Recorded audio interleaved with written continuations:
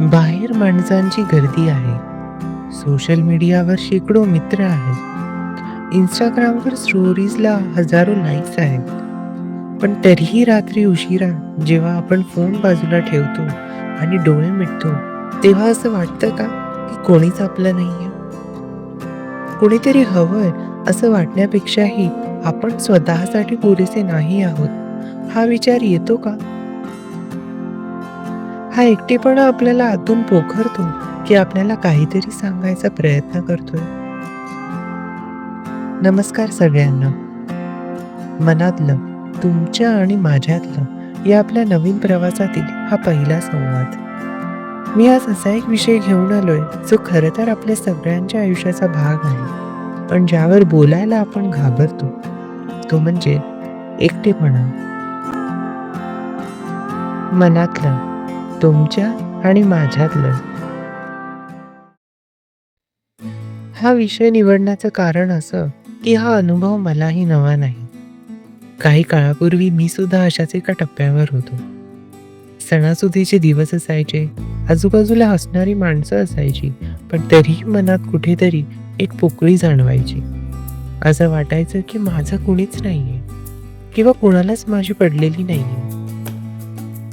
आपण एकटेपणाला नेहमी एक शाप किंवा भीती मानतो, बरोबर ना? पण मग मी विचार केला, एकटेपणा खरंच इतका वाईट असतो का? तुम्हाला माहित आहे, एकटं असणं आणि एकटं वाटणं यात खूप मोठा फरक आहे.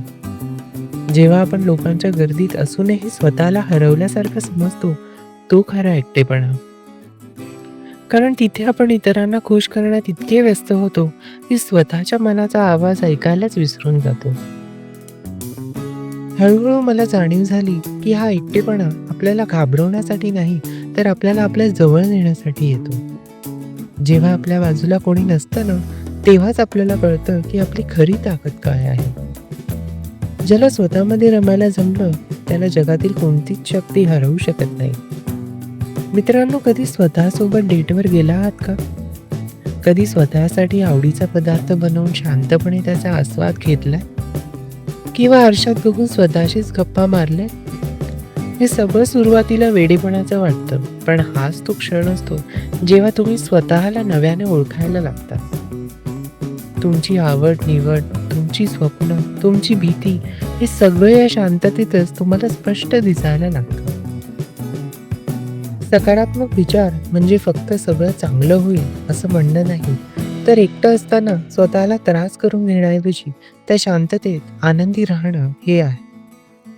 ही वेळ निसर्गाने दिलेली एक सुवर्ण संधी आहे. तुमच्या आयुष्यात असे कोणते छंद आहेत जे तुम्ही वेळ नाही म्हणून मागे सोडलेत? मग ते पेंटिंग असो, गार्डनिंग असो, किंवा फक्त शांतपणे बसून जुनी गाणी ऐकणं असो. स्वतःचा बेस्ट फ्रेंड बनायला शिका, कारण जेव्हा जग साथ सोडतं तेव्हा आपण स्वतःच्या पाठीवर हात ठेवून उभं राहायचं असतं. हा एकटेपणा तुम्हाला समृद्ध करतो, तुम्हाला स्वतंत्र आणि इंडिपेंडंट बनवतो. तर मग पुढच्या वेळी जेव्हा तुम्हाला एकटं वाटेल तेव्हा घाबरू नका. दीर्घ श्वास घ्या आणि म्हणा, चला, आज मला स्वतःला भेटायची संधी मिळाली आहे. आयुष्य खूप सुंदर आहे, फक्त आपण ते कोणत्या नजरेतून बघतो हे महत्वाचं आहे. तुम्हाला काय वाटतं? तुम्हाला कधी असं प्रकर्षाने एकटं वाटतं का? आणि त्यावेळी तुम्ही मनाला कसं सावरता?